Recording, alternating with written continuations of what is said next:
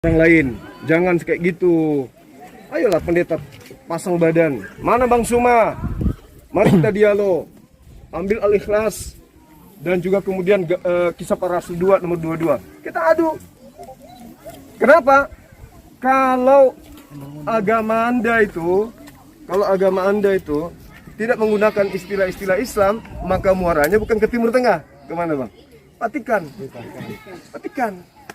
Makanya ada kata Alkitab, ada kata Allah, ada kata Rasul, ada kata iman, ada kata berkat, ada kata roh, ada kata kudus, syafaat, mujizat.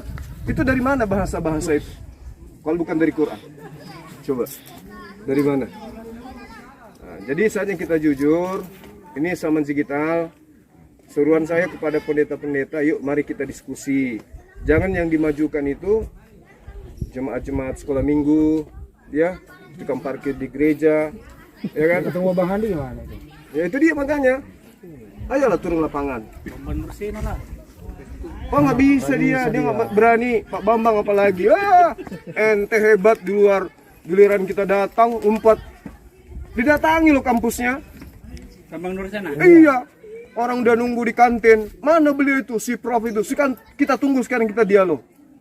Lihat belakang dia, Bambang. Oh pulang, ngintip gini, siap itu lewat jendela, pulang lewat belakang. Tapi kalau di internet keluar kayak gitu. Habis itu Islam juga nya di bawah-bawah. Kan gitu. Coba periksa terjemahan Al-Quran dari versi Melayu atau bahasa daerah di Indonesia ini. Ada nggak istilah-istilah Yunani di dalamnya? Oh, no. Jijik kami, Bang. Jijik kami. Terjemahan Al-Quran jijik menggunakan istilah-istilah Yunani, apalagi original teks Quran. Bagaimana dengan Anda? Kok bisa jadi kayak gitu? Karena kalau nggak pakai menginjam istilah-istilah Islam, Enggak laku. Spanyol. jadi sini Bunda Rama. Coba seandainya mereka itu pakai istilah-istilah yang ada di dalam bahasa Yunani. Mari kita menyembah Theos. Yang diajarkan Apostolos, yang tertulis di dalam Biblos. Laku enggak? Enggak Laku. Enggak laku pasti. Supaya laku. Supaya laku Ya harus ke Islam-Islaman. Dipakai istilah Rasul, iman, Roh Kudus, Alkitab. Ya seperti yang disebutkan guru saya tadi itu. Karena memang agama mereka itu kan agama misi.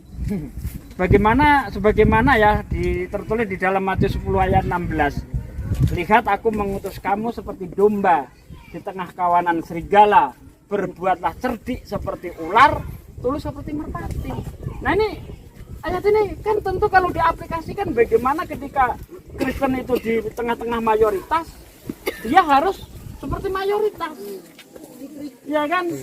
Dipakai istilah-istilah yang ada di mayoritas itu.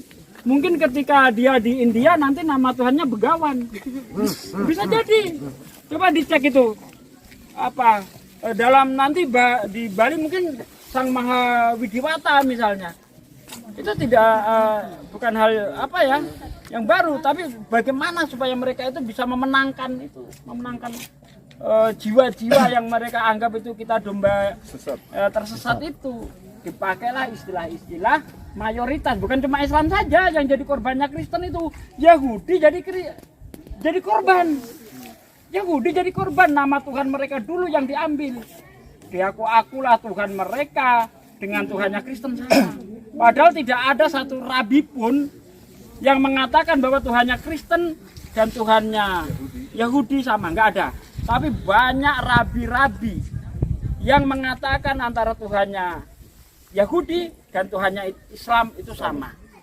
Ini kalau kita korelasikan dengan sejarah munculnya Islam 1400 tahun yang lalu, adakah debat antara Islam sama Yahudi soal ketuhanan? Nggak ada. Sampai hari ini. Tidak ada sejarah. Sama sekali nggak ada. Cuma politik. Ya, waktu itu hanya ditanyakan bagaimana Tuhanmu.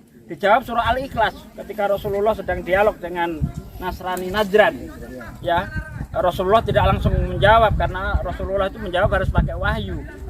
Maka turunlah surah Al-Ikhlas itu tadi. Qul huwallahu ahad, Allahus samad, lam yalid walam yulad walam yakul lahu kufuwan ahad. Selesai sudah. Itu juga yang ditanyakan oleh orang-orang Yahudi, orang Farisi kepada Yesus.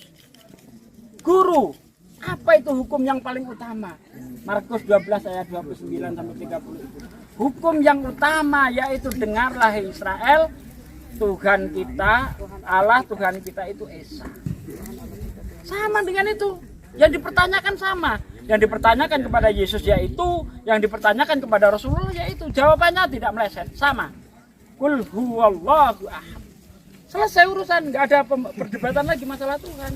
Nah, sementara Kristen ini jangankan kepada Yahudi, kepada Islam masalah ketuhanan, sesama mereka sudah 2000 tahun masih cakar-cakaran. Ya kan?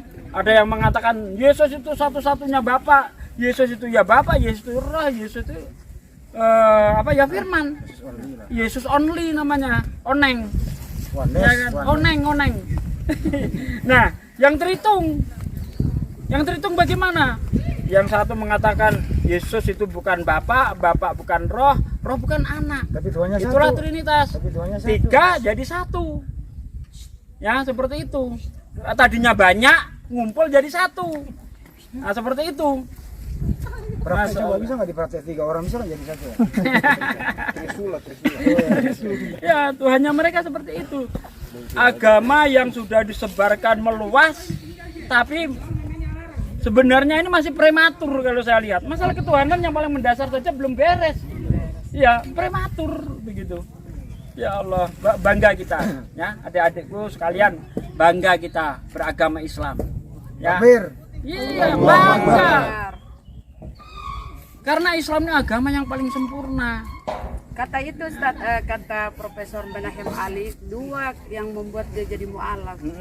Satu itu firman yang menjadi Bible. Nah, kedua firman yang menjadi manusia.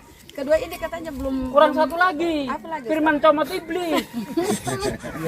Iya, Markus 4 ayat 15. Firman dicomot iblis. Itu kurang. Katanya sampai sekarang kan belum kelar-kelar itu. Firman yang Bible mereka kan beda-beda itu. Ular bu kalau bukan. Iya.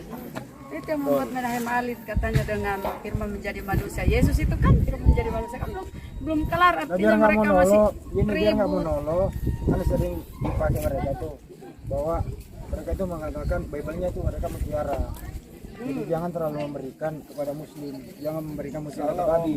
Kembali kan? Nah, Itu pernyataan Yesus kepada Bani Israel untuk orang Romawi Yunani. Betul. Iya.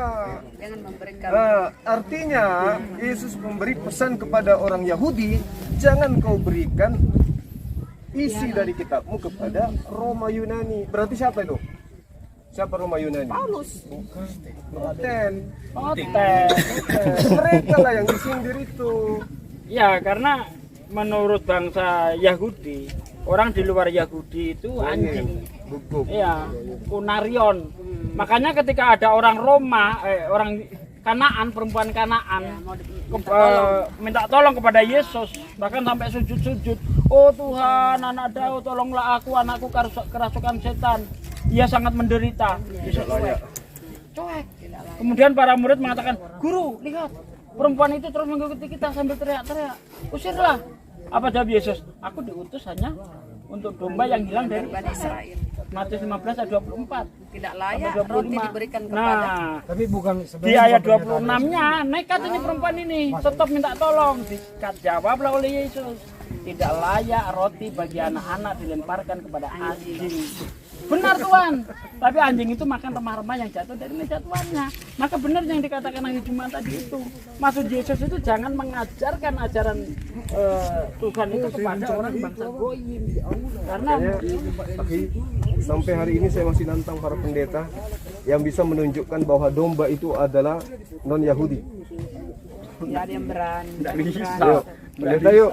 Ada nggak di dalam data Bible Perjanjian Lama, ya, dari sejarah Yakub bahwa non Yahudi atau Israel atau Yehuda itu disebut domba? Kalau ada, saya tutup channel, berhenti jadi apologet. Allahu Akbar. Ada? Jadi domba itu hanya untuk Bani Israel. Betul.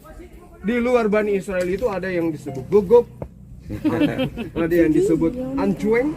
Nah, itu yang terdata tuh. Anjay. Jadi jangan Anda merasa ke Indonesia untuk mencari domba sesat. Tidak ada orang Yahudi di sini. Orang Yahudi? Dari suku mana? Yahudi mana? Nggak ada orang Yahudi di Indonesia. Jadi salah alamat. Salah alamat. Harusnya ke Palestina.